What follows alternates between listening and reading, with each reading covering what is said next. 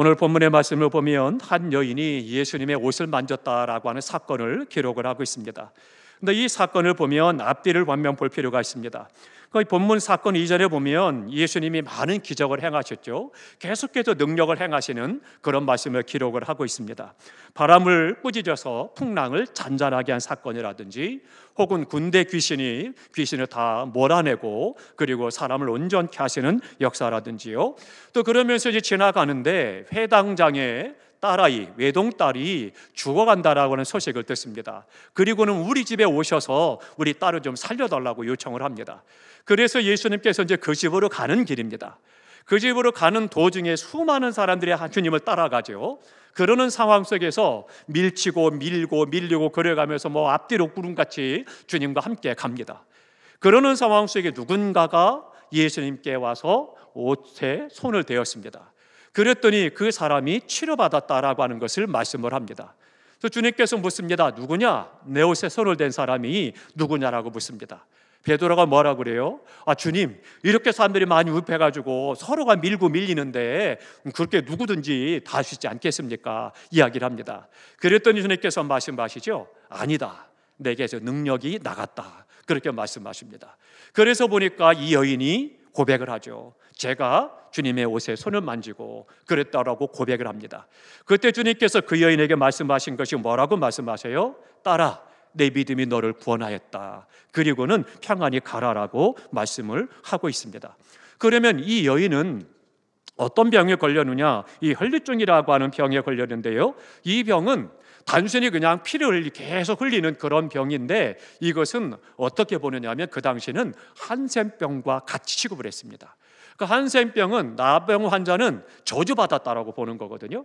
그러니까 이 여인이 피를 흘리는 그 병에 대해서 저주받았다라고 생각하고 사람들이 싫어하고 또 사람을 피할 수밖에 없는 그런 여인이었습니다.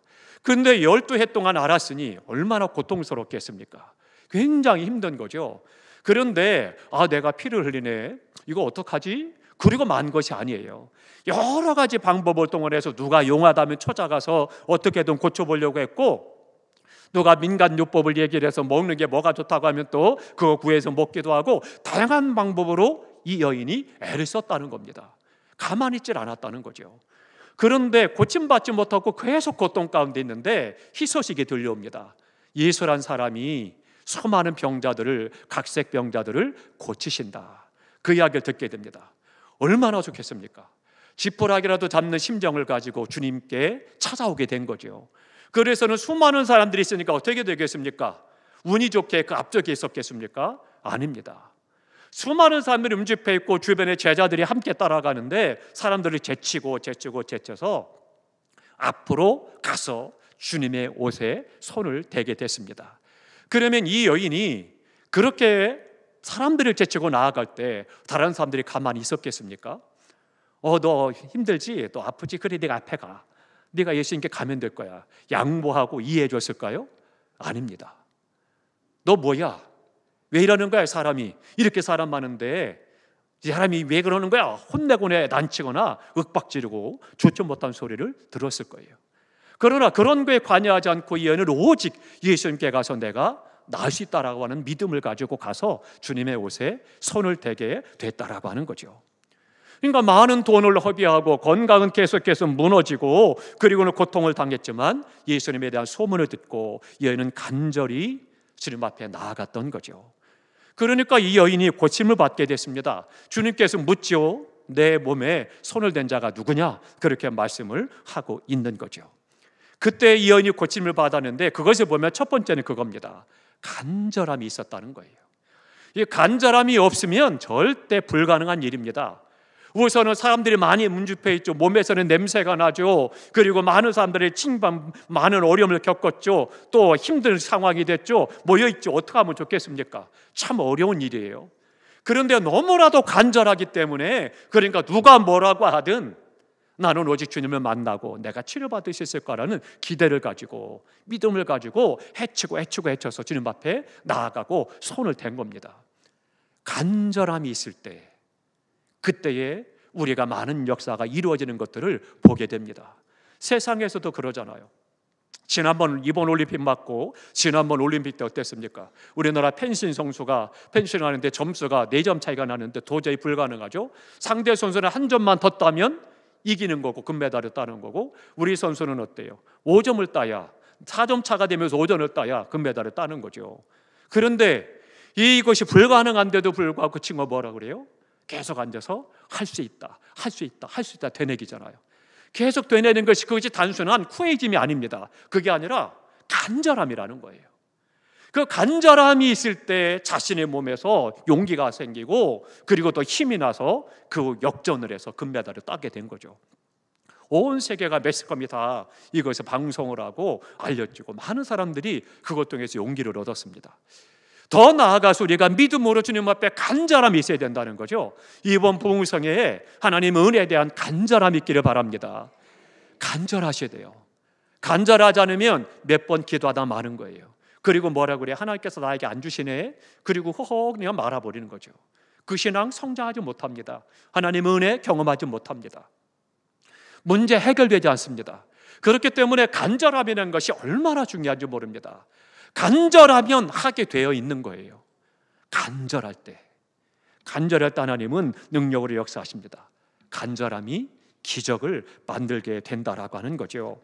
그러면 또 한 가지 우리가 기억해야 될 것은요, 이 여인은 예수님께 믿음으로 손을 댔다라고 하는 거예요.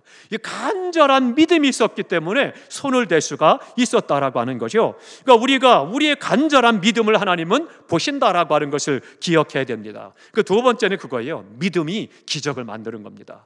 간절한 믿음, 이 믿음이 있어야 된다라고 하는 거죠. 예수님을 통해서 놀라운 경험을 했던 사람들 공통점이 있습니다. 그것이 뭐냐? 한마디로 말하면 믿음이었습니다.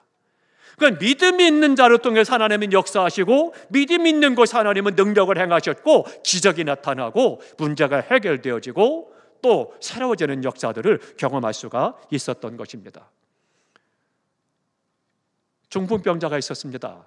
친구들이 볼 때 너무나도 안타까운 거예요. 근데 예수님께 가면 고침받는다는 소문이 들립니다.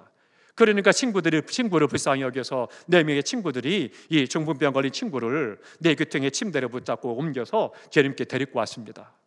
주님께 데리고 왔는데 보니까 사람들이 그 집에 꽉 차 있는 거예요. 방법이 없으니까 어떻게 했겠습니까? 안 되겠다, 그냥 돌아가자. 그게 아니라 어떻게든 우리 친구 좀 살려보자. 그래서 지붕을 올라가죠. 지붕에 올라가서 지붕을 다 헤치고, 그리고는 달아내려서 예수님 앞으로 침상을 달아내리죠. 그때 주님께서 그들에게 말씀하신 것이 뭡니까? 믿음을. 이 친구들의 믿음을 칭찬하시고 그 친구를 건져내셔서 강건케 하신 것을 볼 수가 있습니다. 믿음으로. 믿음이 없으면 불가능하죠. 그뿐만 아니라 어떻습니까? 백부장은 어떻습니까? 자기 딸이 죽었을 때 그 아들이 죽은 것에 대해 주님이 고쳐달라고 했지만 그거 잘 안 됐잖아요. 그때 뭐라고 그래요? 말씀만 하셔도 됩니다. 우리 집까지 안 오셔도 주님이 말씀만 하셔도 내 아들이 나을 것을, 내 종이 나을 것을 믿습니다. 고백하잖아요. 내가 이만한 믿음을 보지 못했다 주님이 칭찬하시고 뭐라고 그러세요? 그 말씀하실 때 집에 있는 하인이 치료받았다, 나았다라고 말씀합니다. 간절한 믿음, 이 간절한 믿음이 너무나도 중요하다라고 하는 것입니다. 누가복음 8장 48절로 본문의 말씀 다 같이 있습니다. 예수께서 이르시되 딸아 내 믿음이 너를 구원하였으니 평안히 가라 하시더라. 아멘. 누가복음 7장 50절 다 함께 했습니다. 예수께서 여자에게 이르시되 내 믿음이 너를 구원하였으니 평안히 가라 하시니라. 아멘. 계속 믿음을 말씀하고 있습니다. 내 믿음이 그렇게 말씀하죠. 그럼 누가복음 7장에서는 뭐냐면 예수님이 집에 돌아와서 잔치자리에 참여했을 때 그때 한 여인이 와서 예수님에게 향유를 붓고 머리털로 예수님의 발을 씻어줬습니다. 그랬더니 시몬이 이야기합니다. 아깝게 왜 낭비하느냐? 그때 주님께서 아니다, 그 여인을 칭찬을 하시죠. 그래가면서 그 여인에게 믿음을 향해서 말씀을 하시는 것이 바로 그 말씀입니다. 내가 믿음으로 구원받았다라고 말씀하고 있죠. 그러니까 놀라운 기적의 형장들에 다 뭐가 있었느냐? 공통적으로 믿음이 있었다라고 하는 거예요. 간절한 믿음. 이 간절한 믿음이 있을 때 하나님께서 능력으로 역사하신 것을 볼 수가 있습니다. 결과적으로는요, 단 하나가 필요한 것이 뭐냐? 그것이 바로 믿음이라고 하는 겁니다. 오늘 이 밤에 우리 가운데 믿음이 충만하시기 바랍니다. 이번 부흥성의 기간 동안 시간마다 우리가 믿음이 또 충만하고 믿음이 더해 주시기를 축복합니다. 진정으로 예수님을 믿는다라면 그 믿음의 분량에 따라서 믿음의 결과도 달라집니다. 다 함께 하십니다. 믿음의 분량에 따라서 결과도 달라진다. 그렇기 때문에 우리가 하나님 앞에 믿음의 분량 너무나도 중요한 거예요. 내 믿음대로 된다. 이게 상상을 해보시죠. 우리가 지금 설교 말씀이고 늘 들었던 말씀이고 성경을 아는 말씀이니까, 그러니까 이 중풍병자가 나았다, 죽은 자가 살아났다, 혹은 오늘 본문의 말씀과 같이 그 여인의 질병이 치료받았다, 별로 감흥이 없잖아요. 근데 그 당시에는 이것은요, 천지가 개벽하는 일입니다. 나 환자가 고침받는다? 불가능해요. 그러니까 내쫓아서 그들만 따로 수용하잖아요. 뿐만 아니라 소경이 본 일이 있다? 없습니다. 이전에 전혀 들어보지도 못했고 경험하지 못한 그런 기적의 역사들이 지금 일어나고 있었다는 거예요. 그러니까 그 역사들이 어떻게 일어나느냐? 오직 간절한 믿음을 통해서 하나님이 역사하시고 그 가운데 그 능력으로 결과가 달라진 것들을 볼 수가 있습니다. 사랑하는 성도 여러분, 간절한 믿음 있기를 축복합니다. 세 번째 보면은 예수님은 이제 새로운 인생을 허락해 주시는 것을 볼 수가 있습니다. 그래서 예수님을 만나면 첫 번째는 반드시 변화가 나타납니다. 예수님을 만났는데 변화되지 않는다? 가짜입니다.